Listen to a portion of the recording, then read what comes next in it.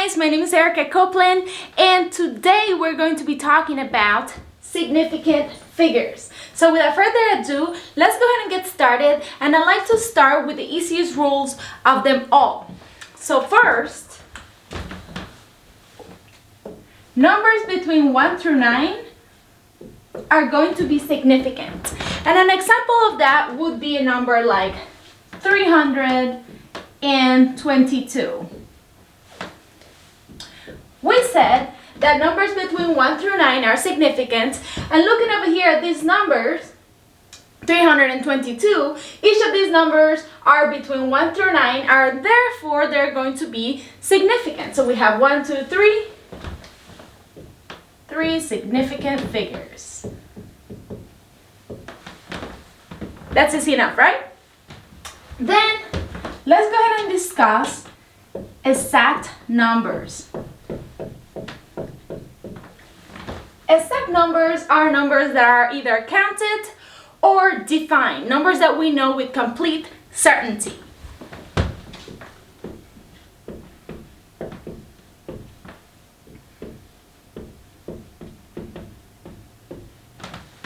An example would be, say that I walk into a classroom and I see 20 students.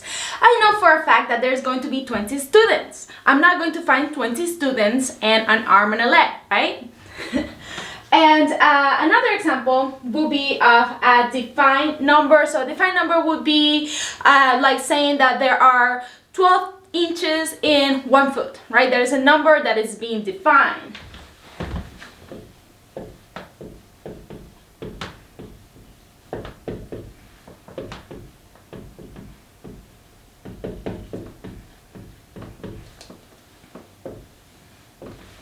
And every time that we have an exact number, we're going to have unlimited amount of significant figures.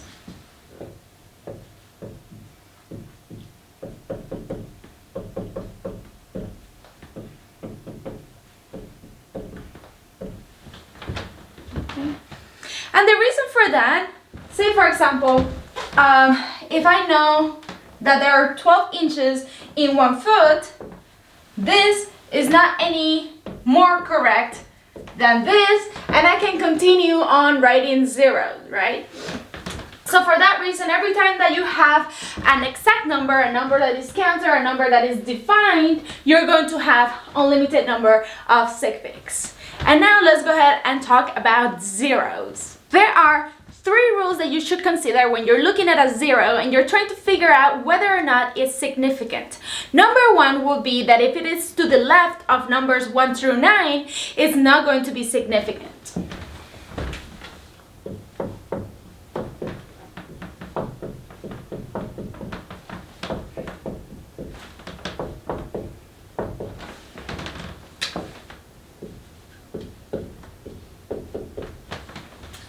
Example of that would be, say 0, 1, 2.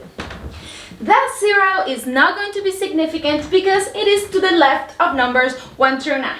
This 1 and this 2 are, however, going to be significant due to the first rule that we discussed, that numbers between 1 through 9 are always going to be significant. So in this example over here, we have a total of 2 sig figs.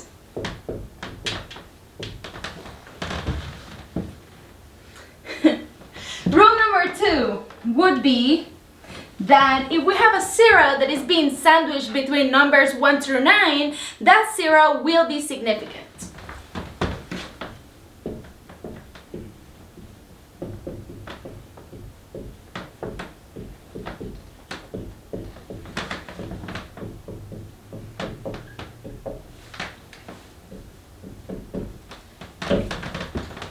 An example of that, say 201.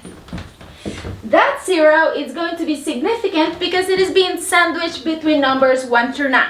That 2 is going to be significant, and that 1 is going to be significant based again on the very first rule that we discussed, that numbers between 1 through 9 are significant. So in this particular example, we have a total of 3 sig figs.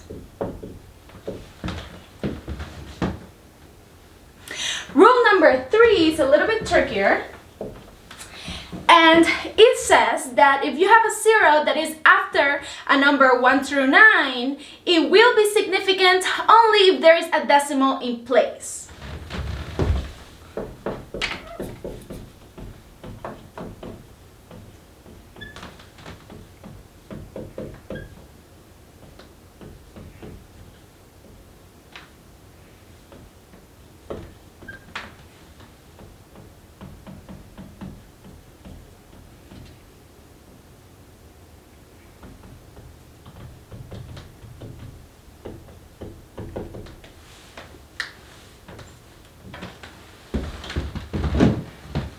And let's go ahead and do some examples based on that very last rule. Okay guys, as promised, let's go ahead and do some examples. I have written them already over here, and I also have this chart summarizing the very last rule so that it's easier for you to follow. So example number 1, we have number 3000. That 3 is going to be significant due to the very first rule that we discussed, that numbers between 1 through 9 are significant, and that 3 is between 1 through 9, so one sig fix so far. And then we have to go ahead and look at those 3 zeros and figure out if they're significant or not.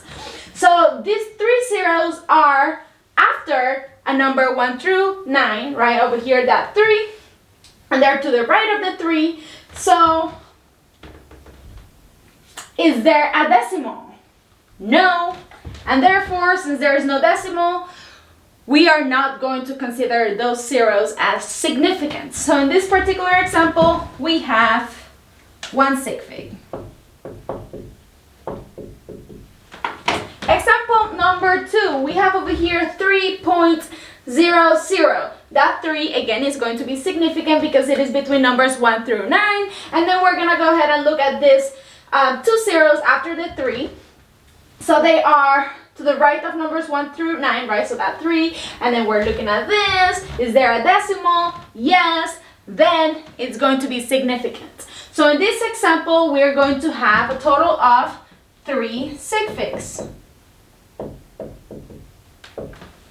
Example number 3. This one is a little bit trickier. We have 0.120. That 0 is to the left of numbers 1 through 9, so it's not going to be significant. And then this 1 and this 2 will be significant based on rule number 1 that we've discussed. And that 0 over there, you will look at it, right? It's to the right of numbers 1 through 9. There is a decimal. Yes, so that 0 is going to be significant. Over here in this very last example, we also have a total of 3 sig figs.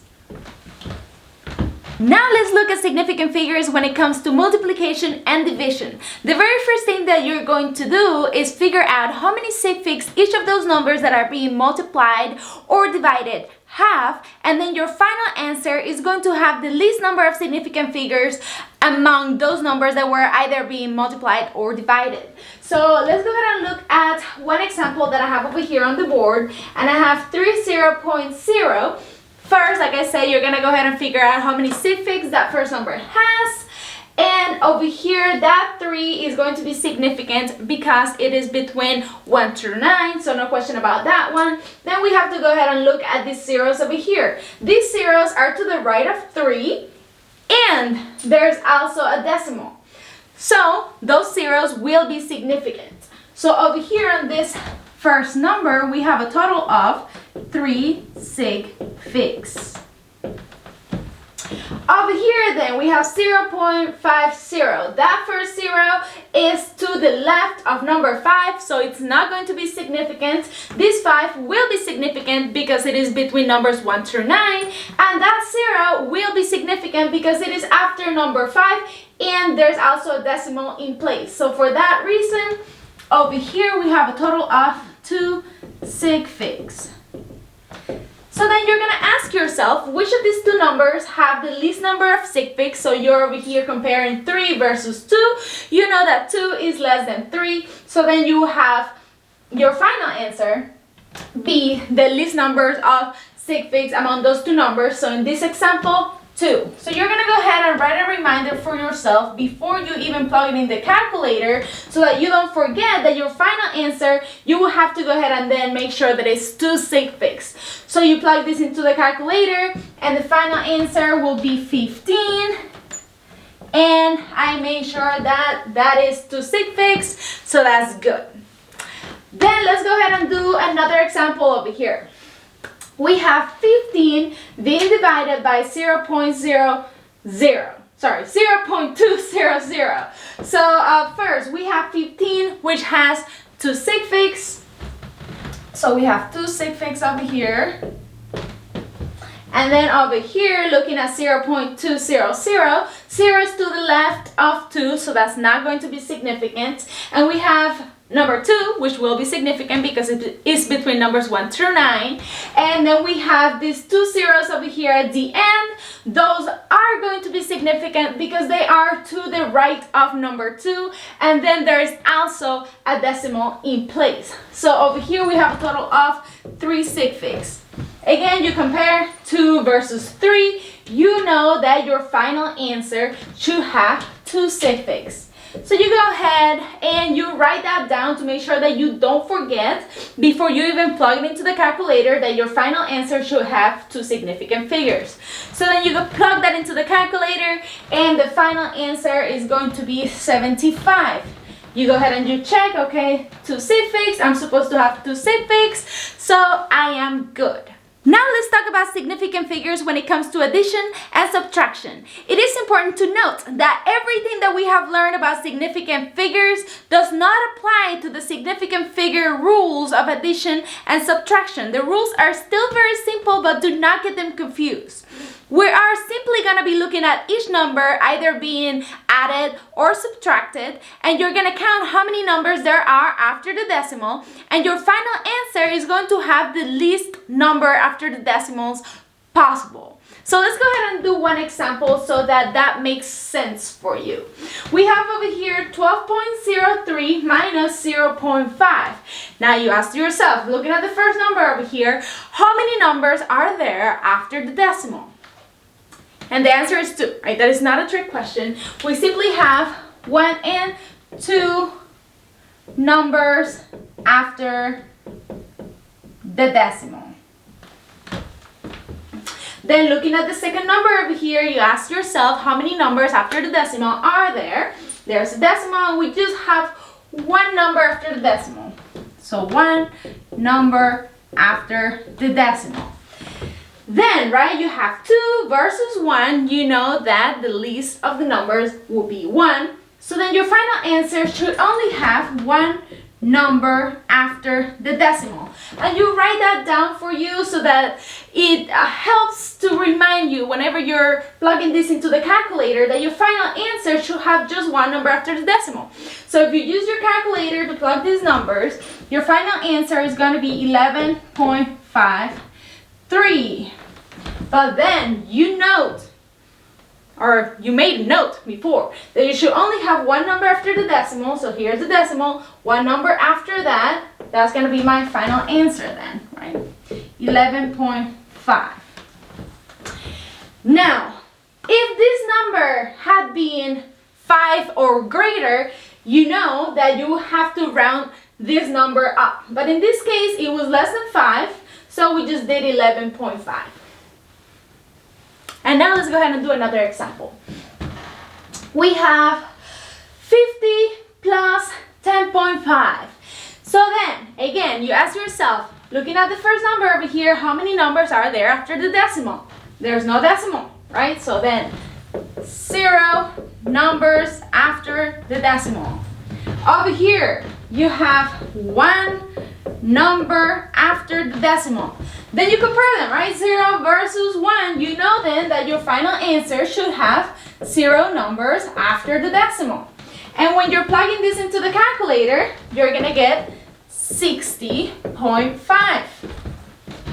Then you know that you should have 0 numbers after the decimal. So we are looking at this number over here, which is 5 or greater, which means that this 60 will have to be rounded up to 61, and that will be my final answer. If you have found this video helpful, please give me a thumbs up. If you have any questions, write them on the comments below. Also, if there's any topics that you would like me to cover, make sure to write those in the comments. Other than that, thank you guys for watching, and I'll see you in the next video.